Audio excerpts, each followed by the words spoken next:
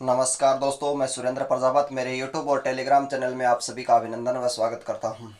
दोस्तों, अपन पढ़ रहे हैं राजस्थान से संबंधित सभी भर्तियों में उपयोगी वीडियोस। और जैसे अपन कह सकते हैं first grade, second grade, rate, पटवार, राजस्थान पुलिस, महिला सुपरवाइजर, रोडवेज विभाग, बिजली विभाग, वन विभाग और प्री बीएसटीसी और बीएड के लिए जो अपन टॉपिक पढ़ रहे हैं दोस्तों, ये कारगर साबित होंगे। तो दोस्तों, अपन शुरू कर रखा है प्राचीन राजस्थान का इतिहास। और प्राचीन राजस्थान के इतिहास में अपन ने पढ़ लिए हैं पुरातात्विक स्थल, सिक्के और शिलालेख जो अपने चल रहे हैं। ये शायद एक दो क्लास में पूरे हो जाएंगे।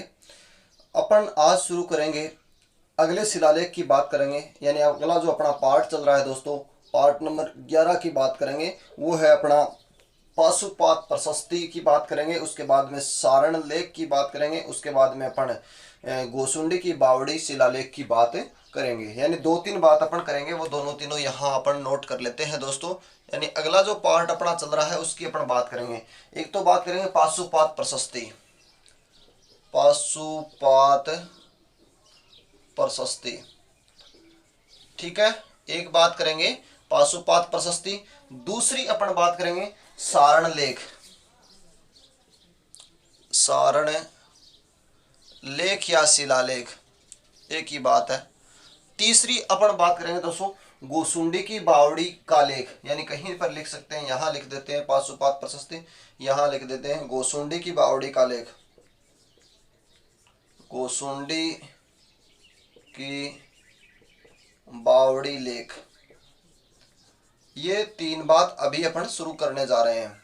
तो आपको दोस्तों ध्यान रहे, यानी पाशुपात प्रशस्ति जो है, पाशुपात प्रशस्ति 1651 ईस्वी की मानी गई है। कब की है? 1651 ईस्वी की है। और ये जो है पाशुपात प्रशस्ति, ये एकलिंग जी उदयपुर में प्रकाश चंद की समाधि पर बनी है।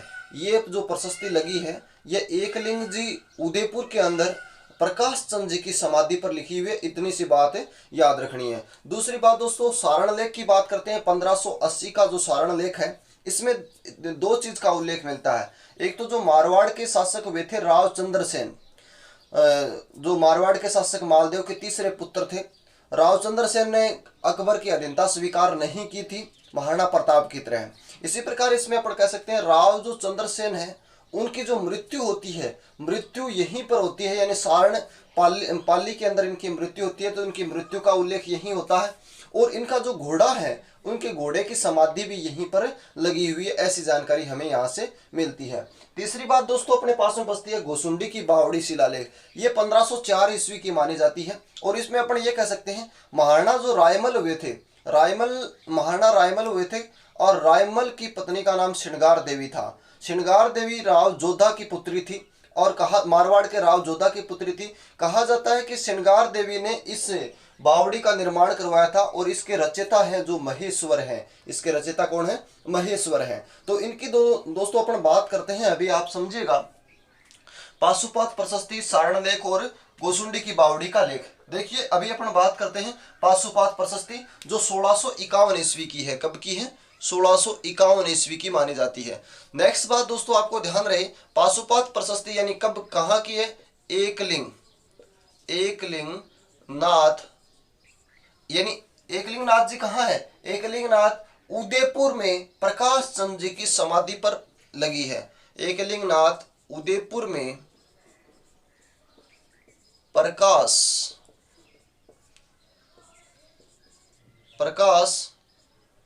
चंद जी की समाधि पर लगी है। बस इतनी सी बात है दोस्तों, ज्यादा कोई विशेष नहीं है।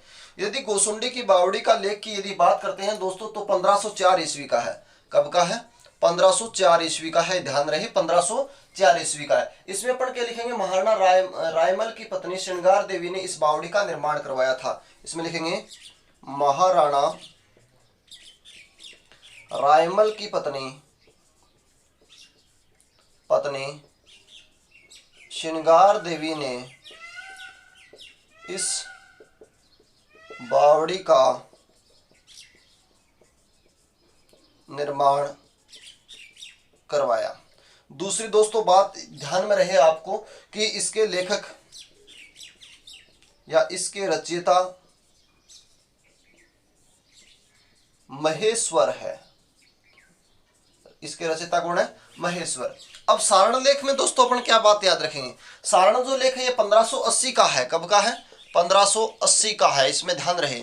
सारण लेख में लिखेंगे इसमें मारवाड़ शासक रावचंद्र सेन की मृत्यु काल उल्लेख तथा इनके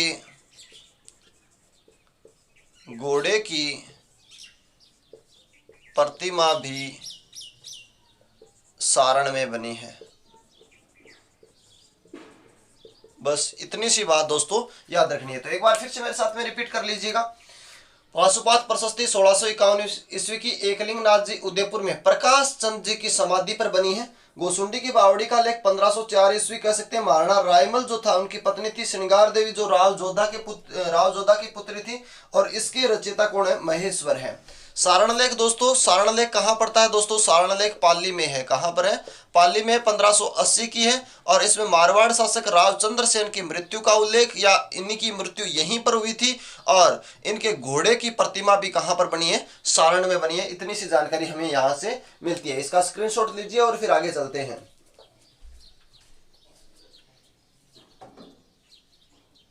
ले लिया वो स्क्रीनशॉट, आगे चलते हैं दोस्तों। छोटे छोटे लेख बचे हैं अब अपने पास में, इनकी सिर्फ जानकारी में स्थान याद रखना, बस ज्यादा और कुछ नहीं है। ज्यादा इनके अंदर झंझट में मत पड़ना, सिर्फ स्थान याद रख लेना। अब जो अगला जो लेख की अपन बात कर रहे हैं दोस्तों, वो है खजूरी गांव का लेख। यानी कौन सा लेख हो जाएगा? खजूरी गांव का लेख। खजूरी गांव लेख या शिलालेख। खजूरी गांव का लेख या शिलालेख। ये जो दोस्तों खजूरी गांव है ये कोटा के अंदर पड़ता है। ये 1506 ईस्वी की मानी गई है। ये कहाँ कब की है? 1506 ईस्वी की है, और ये स्थान दोस्तों कहाँ पड़ता है? कोटा के अंदर पड़ता है।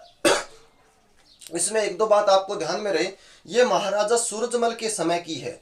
ये जो है खजूरी गांव का जो लेख है ये महाराजा सूरजमल के समय का है। इसमें बूंदी का नाम वृंदावती मिलता है। बूंदी का नाम वृंदावती मिलता है। इससे पहले एक रणकपुर प्रशस्ति भी पढ़ी थी अपन ने, उसमें भी बूंदी का नाम वृंदावती मिलने का उल्लेख अपने को मिला था। दोस्तों इसमें बूंदी के हाड़ाओं का वंश की क्रम की या बूंदी के हाड़ाओं के इतिहास की जानकारी भी इससे अपने को मिलती है। इतनी सी बात इसमें याद रखेंगे। तो पहले इसको कर लेते हैं, लिखेंगे यह खजूरी गांव कोटा से मिली।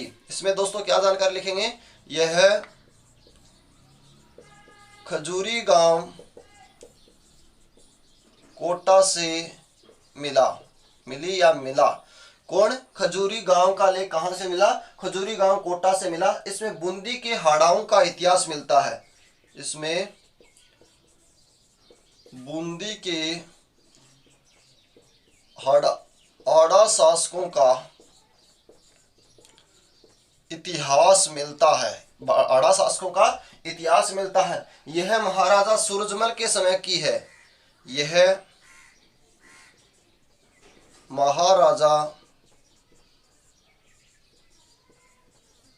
सूरजमल के समय का है। यह लेख कब का है? महाराजा सूरजमल के समय का है। इसमें दूसरी बात याद रखें, इसमें इंपॉर्टेंट बात यही है, इसमें बूंदी का नाम वृंदावती मिलता है। नोट लगा के लिख सकते हैं दोस्तों, अपन ध्यान में रहे। रणकपुर प्रशस्ति में भी बूंदी का नाम वृंदावती मिलता है। तो दोस्तों ये दोनों बात आपको ध्यान रहे बूंदी के नाम की, ये आपको यहां से कह सकते हैं। रणकपुर प्रशस्ति दोस्तों कहाँ है? रणकपुर प्रशस्ति दोस्तों पाली में है। कहां पर है रणकपुर प्रशस्ति? पाली में है। ये बात आपको ध्यान में रहे। तो इस बात को समझिएगा कि खजूरी गांव का लेख 1506 ईस्वी का है। ये खजूरी गांव कोटा से मिला है, और इसमें बूंदी के हाड़ा शासकों का इतिहास मिलता है। ये महाराजा सूरजमल के समय का है। इसमें जो बूंदी का नाम है क्या मिलता है? वृंदावती मिलता है। नोट लगा के पढ़ सकते हैं। रणकपुर प्रशस्ति में भी बूंदी का नाम क्या मिलता है दोस्तों? वृंदावती मिलता है। क्या मिलता है? वृंदावती मिलता है। नेक्स्ट जो अब अगली बात करते हैं अपन, कहेंगे घाणेराव का लेख। कौन सा लेख हो जाएगा? घाणेराव लेख। घाणेराव लेख।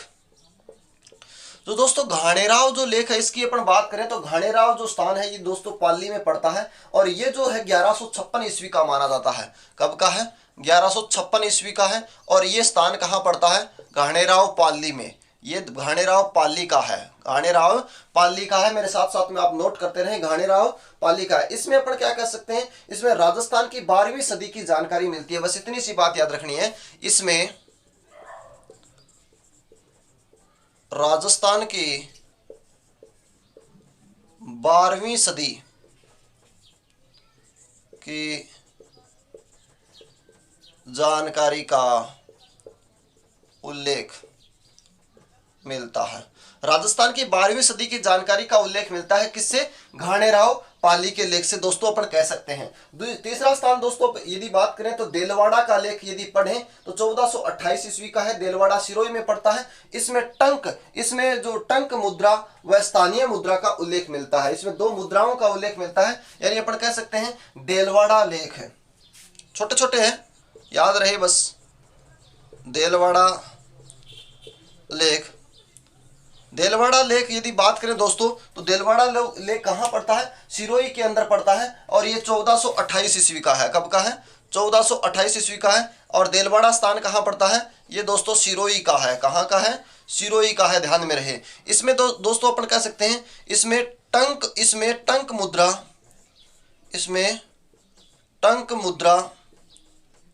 व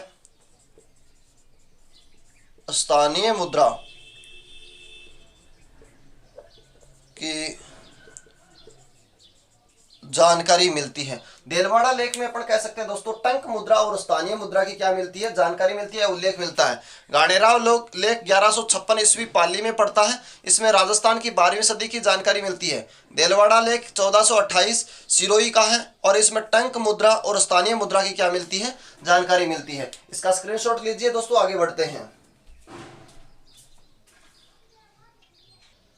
ले लिया वो स्क्रीनशॉट, आगे चलते हैं। छोटे छोटे हैं लेख दोस्तों, क्योंकि जो इंपॉर्टेंट थे वो अपन ने सबसे पहले ही कर लिए थे 4-5 पार्टों के अंदर। उसके अंदर करवाना तो देखो दोस्तों सभी को जरूरी होता है, कई बार पूछ लिया जाता है स्थान वगैरह और वगैरह। अब तो दोस्तों अगला है बिट्ठू गांव का लेख, यानी कौन सा हो जाएगा? बिट्ठू गांव का लेख। बिट्ठू गांव का लेख। बिट्ठू गांव का लेख दोस्तों अपन बात करते हैं। बिट्ठू गांव का लेख 1273 ईस्वी का है और बिट्ठू गांव दोस्तों पाली के अंदर पड़ता है। बिट्ठू गांव का लेख 1273 ईस्वी का है। ये बिट्ठू गांव पाली में पड़ता है और इसमें कह सकते हैं राव सिंह जो था उसकी मृत्यु की तिथि की जानकारी मिलती है। और राव सिंह किसका पुत्र था? राव सिंह सेतु कंवर का पुत्र था, ऐसी जानकारी मिलती है। राव सिंह की पत्नी पार्वती थी, ऐसी जानकारी अपने को मिलती है। तो दोस्तों ध्यान रहे अपन बिट्ठू गांव यानी कहां पर? 1273 ईस्वी का है। ये कब का है? 1273 ईस्वी का है, तो ध्यान रहे। और ये कहां पर मिला था? कहेंगे बिट्ठू गांव पाली से मिला। बिट्ठू गांव पाली से मिला, ये बात भी आप मेरे साथ साथ में नोट करते रहें। नेक्स्ट लिखेंगे इसमें राव सिंह आदि पुरुष है, यानी कह सकते हैं अपन मारवाड़ का आदि पुरुष कहा जाता है राव सिंह को। इसमें राव सिंह की मृत्यु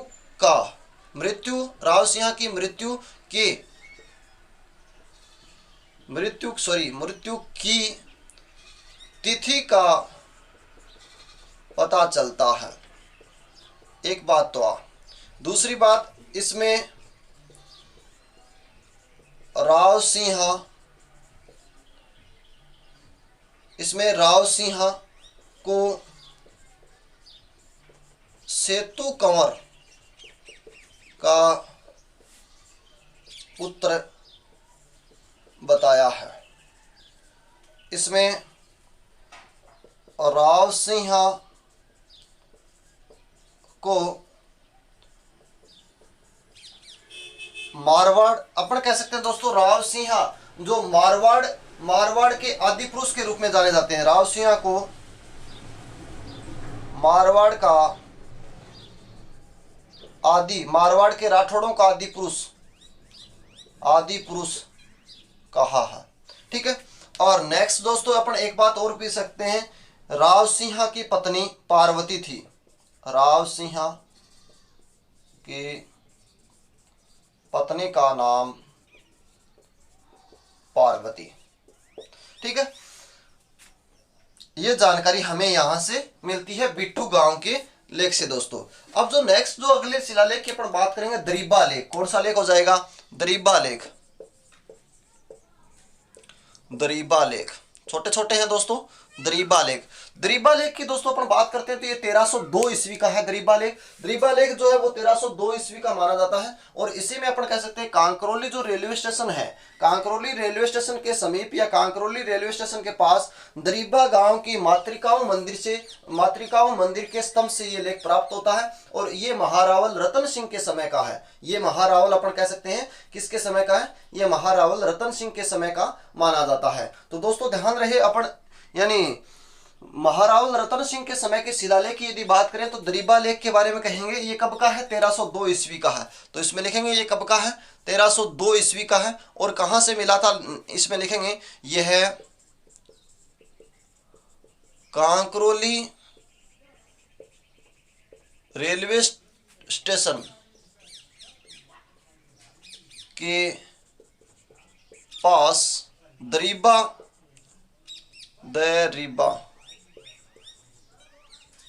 दरीबा कांकरोली रेलवे स्टेशन के पास अपन कह सकते हैं दरीबा गांव की मातृकाओं मंदिर के स्तंभ से प्राप्त। ठीक है। दूसरी बात इसमें कह लें यह महारावल रतन सिंह के समय का है। महारावल रतन सिंह के समय का है। दोस्तों ध्यान रहे ये महारावल रतन सिंह जो कौन सा है? रावल रतन सिंह, वही रानी पद्मिनी वाला रावल रतन सिंह। कांकरोली रेलवे स्टेशन के पास दरीबा गांव की मातृकाओं मंदिर के एक स्तंभ से प्राप्त हुआ है दरीबा लेख। और दरीबा लेख कब का है? 1302 ईस्वी का है। बिट्ठू गांव का लेख 1273 बिट्ठू गांव पाली से प्राप्त हुआ। राव सिंह की मृत्यु की जानकारी का तिथि मिलता है। और राव सिंह को सेतु कंवर का पुत्र बताया गया है। मारवाड़ का आदि पुरुष राव सिंह को कहा गया है। और इसकी पत्नी का नाम पार्वती का उल्लेख मिलता है। नेक्स्ट दोस्तों यदि अपन अगली बात करें इसी के अंदर तो कहेंगे बीका स्मारक लेख 1504 ईस्वी। बीका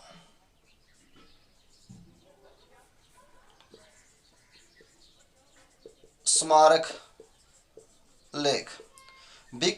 लेख दोस्तों कब का है? 1504 ईस्वी का। इसमें जो राव बीका के साथ में इसकी 3 रानियों के सती होने का उल्लेख मिलता है। राव बीका स्मारक में अपन कह सकते हैं राव बीका के साथ में इसकी 3 रानियों का सती होने का वर्णन है। इसमें राव बीका के साथ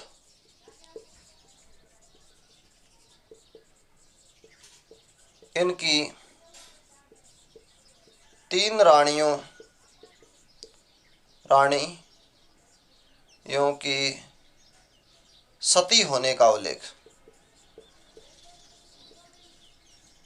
यानी बीका के साथ में इनकी 3 रानियां। बीका स्मारक पूछ रहे तो दोस्तों कब का है? 1504 ईस्वी का है। क्या मिलती है इसमें जानकारी? इनकी 3 रानियों के सती होने का उल्लेख मिलता है। बस इतनी सी जानकारी हमें यहां से मिलती है। इसका स्क्रीनशॉट ले लीजिए और आगे चलते हैं।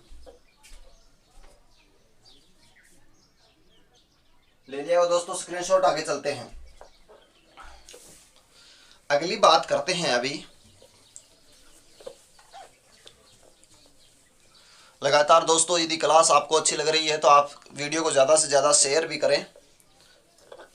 दोस्तों अगली बात करते हैं नांदेशमा लेख या नांदेशमा अभिलेख।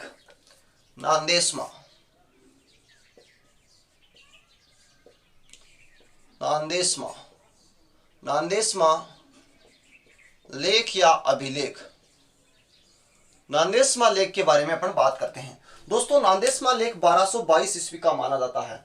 नांदेशमा लेख कब का है? 1222 ईस्वी का माना जाता है और ये मेवाड़ के नांदेशमा गांव से मिला था। और मेवाड़ के नांदेशमा गांव में एक सूर्य मंदिर बना हुआ है और टूटे हुए सूर्य मंदिर यानी टूटे हुए सूर्य मंदिर खंडर जो सूर्य मंदिर है उसके एक स्तंभ से ये लेख मिलता है। दोस्तों इसमें जो मेवाड़ शासक हुए हैं दोस्तों जेतर सिंह की राजधानी हुई है नागदा।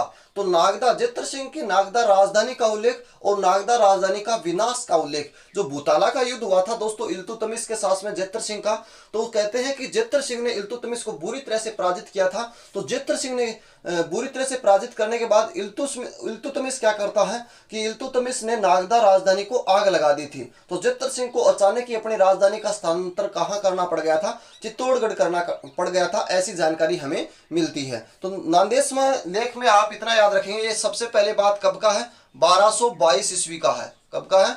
1222 ईस्वी का लेख माना जाता है। इस लेख के अनुसार जो भूताला का युद्ध है उसमें नागदा राजधानी का विनाश है वो 1222 में मिलता है, लेकिन ज्यादातर दोस्तों 1226-27 का उल्लेख मिलता है। 1221 से लेकर 1229 के मध्य माना जाता है भूताला की युद्ध की लड़ाई, जो एकदम कन्फर्म नहीं है। तो दोस्तों 1222 यानी नांदेशमा लेख जो है ये 1222 ईस्वी का है और ये नांदेशमा गांव मेवाड़ के नांदेशमा गांव के टूटे हुए सूर्य मंदिर के स्तंभ से मिला है। ऐसे लिखेंगे, यह है मेवाड़ के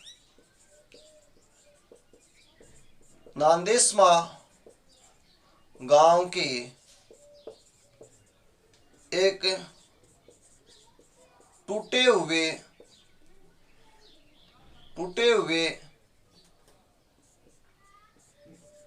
सूर्य मंदिर,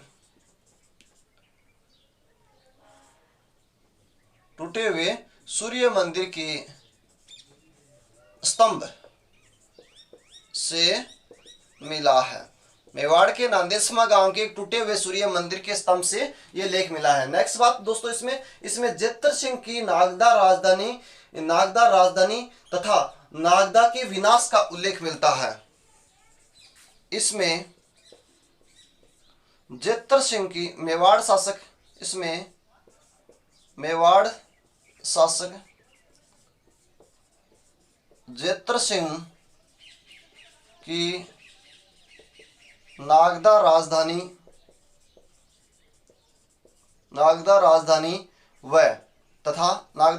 तथा नागदा विनाश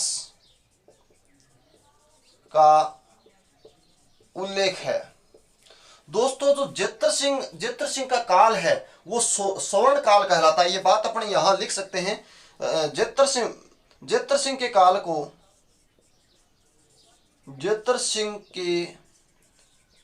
को या समय काल को स्वर्ण काल कहा गया। ये बात भी दोस्तों आपको ध्यान में रहे। तो दोस्तों नेक्स्ट बात जो अगली बात अपन करते हैं वो इसके नांदेशमा के बाद की बात करते हैं। नांदेशमा में सिर्फ आप इतना ही याद रखेंगे, ये लेख जो है 1222 ईस्वी का माना गया है। मेवाड़ के नांदेशमा गांव के टूटे हुए सूर्य मंदिर के स्तंभ से ये लेख मिला है। इसमें मेवाड़ शासक जेतर सिंह की नागदा जो राजधानी थी और नागदा की विनाश का उल्लेख मिलता है। जेतर सिंह के काल को स्वर्ण काल कहा जाता है, ये बात भी आप ध्यान में रखेंगे। यानी जेतर सिंह के बारे में मैंने आपको बताया है, जेतर सिंह के काल को स्वर्ण काल कहा जाता है। इसके टाइम में नागदा राजधानी हुआ करती थी, लेकिन इल्तुतमिश के आक्रमण में भूताला का युद्ध हुआ था, जिसके कारण इल्तुतमिश हार गया था और हारने से उसने क्या किया था, नागदा को आग लगा दी थी। आग लगाने से जेतर सिंह को क्या करना पड़ा, अचानक ही राजधानी चित्तौड़गढ़ ले जाना पड़ी थी, ऐसी जानकारी मिलती है। भूताला का जो युद्ध हुआ था इसमें जेतर सिंह के 2 सेनापति थे, यानी 2 सेनापतियों का उल्लेख मिलता है, बादल सिंह और बदन सिंह। बादल सिंह अपन कह सकते हैं बालक सिंह और बदन सिंह। तो ये बात भी अपन लिख सकते हैं। भूताला युद्ध में जेतर सिंह के 2 बालक सिंह, जेतर सिंह के बालक सिंह व बदन सिंह नाम के 2 सेनापति थे। ठीक है, यानी जेतर सिंह के दो सेनापति थे, भूताला युद्ध में बालक सिंह और बदन सिंह नाम के दो सेनापति थे। दोस्तों नेक्स्ट अपन अगली बात करेंगे, अगली अपने पास में बात अपन ये कह सकते हैं कि अगला जो लेख आ रहा है ये अपन कहेंगे नांदेशमा के बाद में गंभीरी नदी लेख। कौन सा लेख है? गंभीरी, गंभीरी नदी लेख। गंभीरी नदी आपको पता है दोस्तों चित्तौड़गढ़ के अंदर है। कहां पर है? चित्तौड़गढ़ के अंदर है। और इसमें ये जो लेख है ये 1267 ईस्वी का माना जाता है। कब का माना जाता है? 1267 ईस्वी का माना जाता है। ये लेख कब का है? 1267 ईस्वी का माना है। तो ध्यान रहे 1267 ईस्वी का इस लेख के अंदर अपन बात करेंगे 1267 ईस्वी की इस लेख की। तो ये जो लेख है दोस्तों ये चित्तौड़गढ़ के अंदर है, यानी गंभीरी नदी के ऊपर एक कोठा बना है, एक पुल बना है। गंभीरी नदी के एक पुल के 9वें कोठे के ऊपर चित्तौड़गढ़ में स्थापित है। गंभीरी नदी के एक पुल के 9वें कोठे के ऊपर चित्तौड़गढ़ में ये जो लेख है ये स्थापित है दोस्तों। और इस लेख के बारे में ये कह सकते हैं इस 9वें कोठे का जो निर्माण करवाया गया था ये कहते हैं कि आचार्य रतन प्रभ सूरी के उपदेश के अनुसार ही करवाया गया था। आचार्य रतन प्रभ सूरी जो थे दोस्तों जिन्होंने 1273 ईस्वी में एक लेख की रचना की थी और उस लेख में का नाम था चीरवा लेख या चीरवा अभिलेख उदयपुर। इसी के अंदर रतन प्रभ सूरी के जो गुरु थे उसका नाम भुवनेश्वर था और कहते हैं रतन प्रभ सूरी के जो शिष्य थे उनका नाम पासुर चंद था। जानकारी मिलता है चीरवा अभिलेख में सती प्रथा की जानकारी मिलती है, ये बात अपन ने पहले से पढ़ ली थी। तो ध्यान रहे इस जो पुल का जो निर्माण है इस पुल का निर्माण खिज्जर खान ने करवाया था, ऐसी जानकारी भी हमें यहाँ से प्राप्त होती है। तो नेक्स्ट इसमें लिखेंगे गंभीरी नदी में लिखेंगे गंभीरी नदी के इस नदी गंभीरी नदी के पुल के 9वें कोठे पर गंभीरी नदी के पुल के 9वें कोठे पर यह लेख चित्तौड़ से मिला। नेक्स्ट इस कोठे का निर्माण 9वें कोठे का निर्माण कह सकते हैं। कोठे का निर्माण आचार्य रतन प्रभ सूरी के उपदेश से किया गया। ठीक है, नेक्स्ट बात इस पुल का निर्माण खिज्जर खान ने करवाया।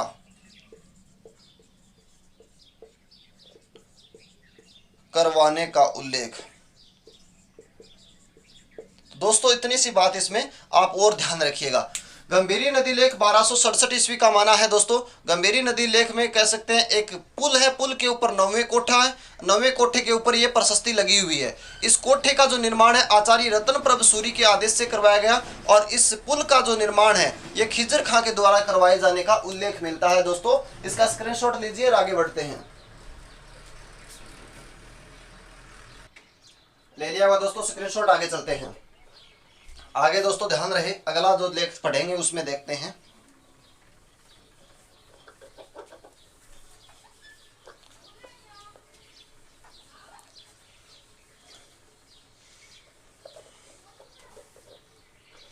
ध्यान रखिएगा दोस्तों आगे जो अपन बात करेंगे अब है अपने पास में विजयगढ़ यूपलेख। कौन सा आ जाएगा? विजयगढ़ यूपलेख।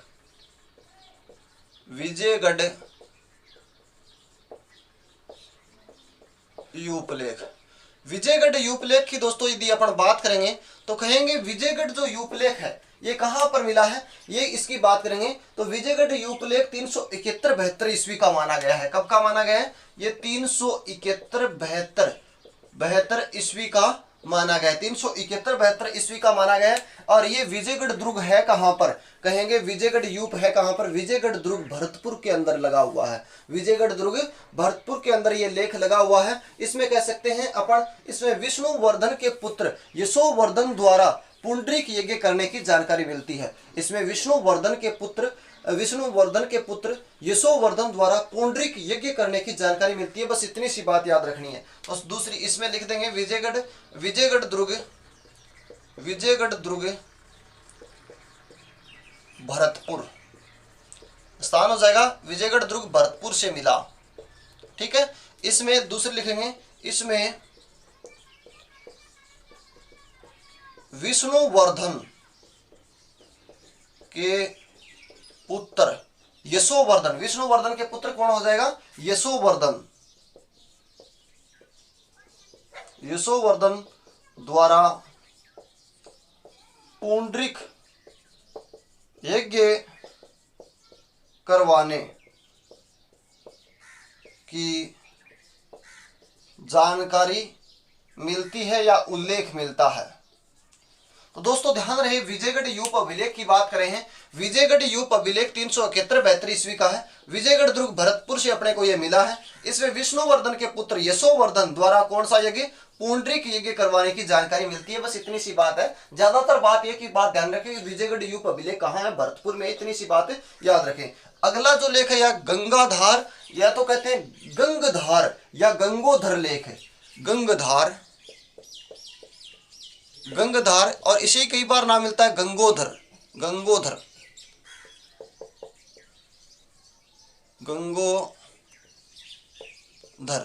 लेख। ज्यादातर गंगधार नाम मिलेगा। गंगधार लेख की यदि दोस्तों बात करें तो गंगधार लेख जो है 424 ईस्वी का माना जाता है। यह स्थान झालावाड़ में बना हुआ है। गंगधार लेख 424 ईस्वी का है। कब का है, 424 ईस्वी का है दोस्तों। ध्यान रहे 424 का ईस्वी का है और यह झालावाड़ से प्राप्त हुआ। कहां से प्राप्त हुआ, झालावाड़ से प्राप्त हुआ। मेरे साथ साथ में आप नोट करते रहे, प्राप्त हुआ, झालावाड़ से क्या हुआ था, प्राप्त हुआ था। गंगधार लेख जो दोस्तों, गंगधार लेख या शिलालेख जो है ये कहां से प्राप्त हुआ, या गंगधार का जो लेख है ये झालावाड़ से प्राप्त हुआ। कब का माना जाता है, 424 ईस्वी का माना जाता है। इसमें विश्वकर्मा के पुत्र अपन कह सकते हैं, विश्वकर्मा के मंत्री मयूराक्ष द्वारा विष्णु मंदिर निर्माण करने का उल्लेख मिलता है। इसमें अपन कह सकते हैं विश्वकर्मा के पुत्र मयूराक्ष द्वारा विष्णु मंदिर निर्माण का उल्लेख मिलता है और इस मंदिर में तांत्रिक शैली की मातृगृह का निर्माण का भी उल्लेख मिलता है। इसी मंदिर के अंदर तांत्रिक शैली की मातृगृह निर्माण करने का भी उल्लेख मिलता है। इसमें 5वीं सदी की सामंत प्रथा का भी उल्लेख मिलता है। इसमें अपन 5वीं सदी की सामंत प्रथा की जानकारी भी प्राप्त कर सकते हैं। तो आइए मेरे साथ में अगली बात करते हैं दोस्तों, यानी गंगधार का जो लेख है 424 ईस्वी का झालावाड़ से प्राप्त हुआ गया। इसमें अपन क्या लिखेंगे, इसमें विश्वकर्मा के पुत्र मयूराक्ष द्वारा विष्णु मंदिर निर्माण करने का उल्लेख। इसमें विश्वकर्मा के पुत्र मयूराक्ष द्वारा विष्णु मंदिर निर्माण का उल्लेख। मंदिर नेक्स्ट लिखेंगे दोस्तों मंदिर में तांत्रिक शैली की मातृकाओं के निर्माण का भी उल्लेख मिलता है। मंदिर में तांत्रिक शैली की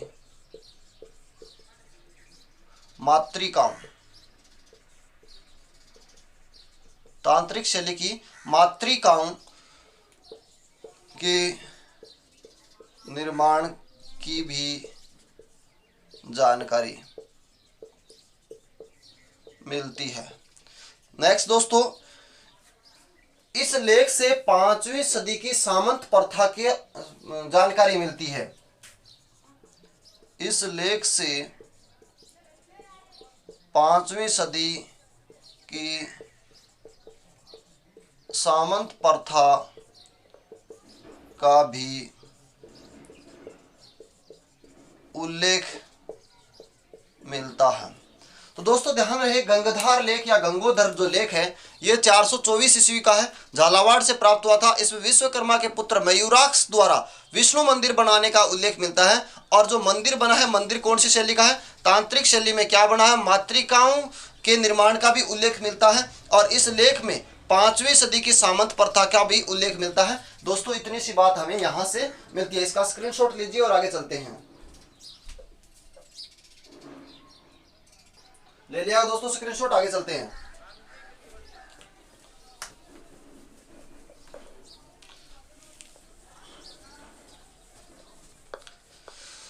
दोस्तों दो की बात करते हैं, आगे अपन आगे और बात करते हैं। यानी एक तो देखेंगे बरनाला यूपलेख, एक तो पढ़ेंगे बरनाला यूपलेख, ठीक है, और एक पढ़ेंगे अपन बिचपुरिया यूपलेख,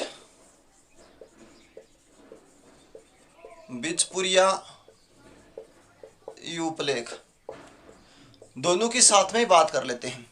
दोस्तों जो बरनाला यूपलेख है ये 227 ईस्वी का है। बरनाला स्थान जयपुर के अंदर पड़ता है। ये वर्तमान के अंदर आज आमेर संग्रहालय के अंदर सुरक्षित पड़ा है। इसमें कह सकते हैं इसकी रचना जो है चैत्र शुक्ल पूर्णिमा को की गई थी। इतनी सी बात इसमें याद रखनी है। यानी बरनाला यूपलेख कहां से मिला है? जयपुर से मिला है। चैत्र शुक्ल पूर्णिमा को इसकी रचना की गई थी। वर्तमान के अंदर आमेर संग्रहालय में सुरक्षित है। नेक्स्ट बिचपुरिया अभिलेख की बात करते हैं। 224 ईस्वी का माना जाता है। ये 227 का है, ये 224 का माना जाता है। और ये बिचपुरिया स्थान जयपुर से अपने को मिला है तथा ये वर्तमान के अंदर बिचपुरिया स्थान जयपुर से मिला था, लेकिन ये बिचपुरिया स्थान अब वर्तमान के अंदर उनियारा तहसील टोंक में पड़ता है। वर्तमान में कहां पड़ता है? उनियारा टोंक में पड़ता है। इसमें यज्ञानुष्ठान की जानकारी मिलती है। बस इतनी सी बात इसमें याद रखनी है। तो आइए मेरे साथ में, यानी बरनाला यूप अभिलेख कब का है? 227 ईस्वी का है। कब का है? 227 ईस्वी का है। यह बरनाला जयपुर से मिला। जयपुर से मिला। यह कहां से मिला था? बरनाला जयपुर से मिला। यह वर्तमान में आमेर संग्रहालय में सुरक्षित है। वर्तमान में आमेर संग्रहालय में सुरक्षित है। दूसरी बात, इसकी रचना चैत्र शुक्ला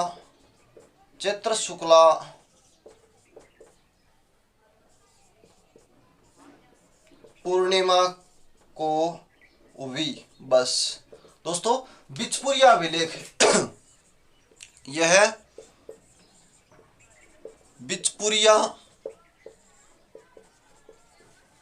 जयपुर से मिला, परंतु वर्तमान में यह स्थान उनियारा टोंक में आता है। बस बात दोनों ध्यान रहे। नेक्स्ट, इसमें यज्ञानुष्ठान का उल्लेख मिलता है। दोस्तों एक बात यही ध्यान रखें, इसमें यज्ञ करने का उल्लेख, इसमें यज्ञानुष्ठान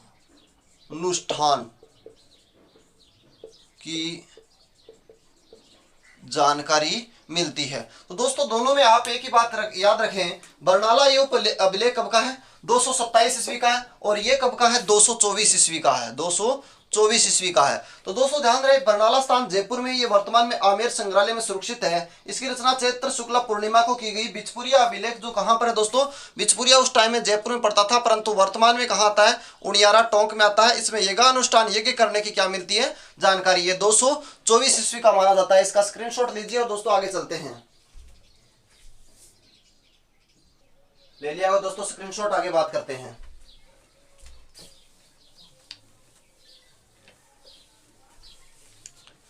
ध्यान रहे दोस्तों, अब अपना एकदम किनारा चल रहा है। फिर बचेंगे फारसी अभिलेख, उनका एक अलग से वीडियो बना देंगे।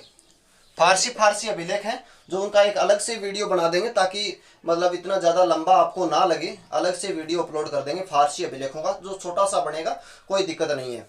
तो दोस्तों अगली जो अपन बात करेंगे, इसी में अगला जो अभिलेख अपने पास में आ रहा है, इसमें दो अभिलेखों की चर्चा करते हैं। एक तो देखेंगे दोस्तों नाडोल अभिलेख 1141, और एक देखेंगे सादड़ी व नाडोल लेख, दोनों मिक्स देखेंगे 1090 ईस्वी। यानी एक तो अपन देखेंगे दोस्तों, इतना भाग कर लेते हैं। एक तो अपन सीधा देखेंगे नाडोल लेख, यानी दोनों भागों में विभाजित करते हैं। नाडोल लेख यानी कौन सा देखेंगे? बीच का ले लेते हैं नाडोल लेख। पहले देखेंगे नाडोल लेख।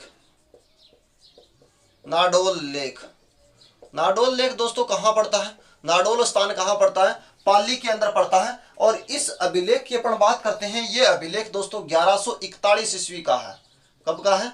1141 ईस्वी का माना गया है। इस अभिलेख में आपको ध्यान रहे कि भाट जो लोग हैं, इस अभिलेख में जानकारी मिलती है, जो भाट लोग हैं, भाट लोग घोड़ों से व्यापार किया करते थे। भाट लोग जो क्या है, घोड़ों से व्यापार किया करते थे। और ये जो है नाडोल के सोमेश्वर मंदिर से मिला है। नाडोल के सोमेश्वर मंदिर से दो लेख मिलते हैं, एक 1090 ईस्वी का, एक 1141 ईस्वी का। अपन बात कर रहे हैं दोस्तों 1141 ईस्वी वाले लेख की बात कर रहे हैं। यह नाडोल के सोमेश्वर मंदिर से प्राप्त हुआ था और इसमें तत्कालीन राजस्थान की प्रशासनिक स्थिति की जानकारी मिलती है। और इसमें अपन ये भी कह सकते हैं, इसमें भाट या भट्टापुत्र और इसमें बंजारे और कारियाटिक आदि जो व्यापारी हुए करते थे, भाट, भट्टापुत्र, कारियाटिक और बंजारे आदि जो व्यापारी हुआ करते थे, इनका यदि कोई भी सामान चोरी हो जाता था तो इन्होंने गांव में प्रमुख व्यक्ति नियुक्त कर रखे थे। वो व्यक्ति ही इनके चोरी किए हुए सामान का पता लगाते थे। ऐसी जानकारी हमें यहाँ से मिलती है। तो अपने को दोस्तों ध्यान रहे कि इस लेख के अंदर यानी नाडोल लेख, नाडोल यह पाली के, यह नाडोल पाली के सोमेश्वर मंदिर से प्राप्त हुआ।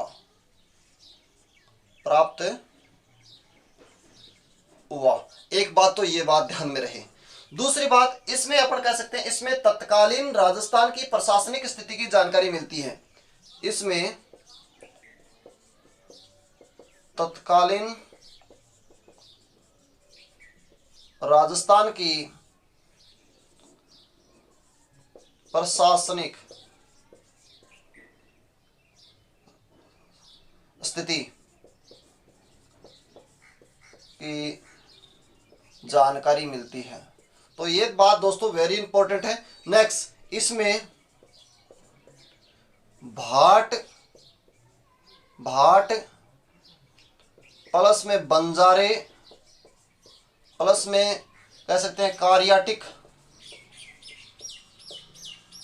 आदि व्यापारियों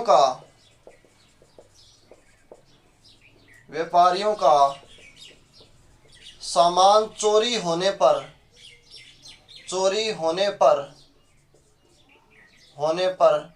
गांव के पंचों या फिर कह सकते हैं प्रमुखों द्वारा पता लगाने का उल्लेख। नेक्स्ट दोस्तों, एक बात और कह सकते हैं, इसमें जो भाट लोग थे वो घोड़ों से व्यापार किया करते थे। यानी कह सकते हैं इसमें भाट लोगों का घोड़ों से व्यापार करने का उल्लेख। ठीक है दोस्तों, यानी नाडोल लेख 1141 की यदि बात करें, नाडोल पाली के सोमेश्वर मंदिर से प्राप्त हुआ। तत्कालीन, ये वेरी इंपॉर्टेंट बात है, तत्कालीन राजस्थान की प्रशासनिक स्थिति जानने के लिए कह सकते हैं नाडोल लेख से मिलती है अपने को। और इसमें भाट, बंजारे, कारियाटिक आदि व्यापारियों का कोई भी सामान चोरी होता था तो गांव के पंचों या प्रमुखों द्वारा पता लगाने का उल्लेख मिलता है। और यहाँ के भाट लोग हैं जो घोड़ों से क्या करते थे, व्यापार किया करते थे। ऐसी जानकारी भी हमें यहाँ से मिलती है। दूसरा दोस्तों लेख की अपन बात करते हैं, सादड़ी व नाडोल लेख। सादड़ी व नाडोल लेख दोनों एक साथ में है। सादड़ी व नाडोल लेख दोस्तों कब का है? 1090 ईस्वी का है। कब का है? 1090 ईस्वी का है। दोनों स्थान दोस्तों सादड़ी का है। सादड़ी व नाडोल की यदि बात करते हैं, छोटी सादड़ी की बात करें तो दोस्तों प्रतापगढ़ के अंदर पड़ती है। सादड़ी दोस्तों एक चित्तौड़गढ़ के अंदर भी पड़ती है और एक सादड़ी दोस्तों पाली के अंदर भी पड़ती है। और अपन बात कर रहे हैं सादड़ी जो स्थान है दोस्तों, सादड़ी के अपन कह सकते हैं सादड़ी के जोगेश्वर मंदिर तथा नाडोल के सोमेश्वर मंदिर से अभिलेख प्राप्त हुआ था। कह सकते हैं इसमें यह सादड़ी के जोगेश्वर मंदिर तथा नाडोल के सोमेश्वर मंदिर से प्राप्त हुआ। सेम बात। दूसरी बात दोस्तों, इसमें अपन क्या लिखेंगे, इसमें अपन कह सकते हैं भाषा, संस्कृत और लिपि नागरी का उल्लेख है। इसमें भाषा, संस्कृत व लिपि नागरी का उल्लेख मिलता है दोस्तों। लिपि नागरी का उल्लेख मिलता है, ऐसी जानकारी हमें यहां से मिलती है। यह कह सकते हैं यह महाराणा जोजल देव के समय का है। यह महाराणा जोजल देव के समय का है। यह महाराणा जोजल देव के समय का माना जाता है। इसमें अपन कह सकते हैं इसमें इसमें धर्म सहिष्णुता नीति, धर्म सहिष्णुता नीति, उत्सव, गायन और कह सकते हैं नृत्यों की धार्मिक स्थिति की जानकारी मिलती है। इसमें धर्म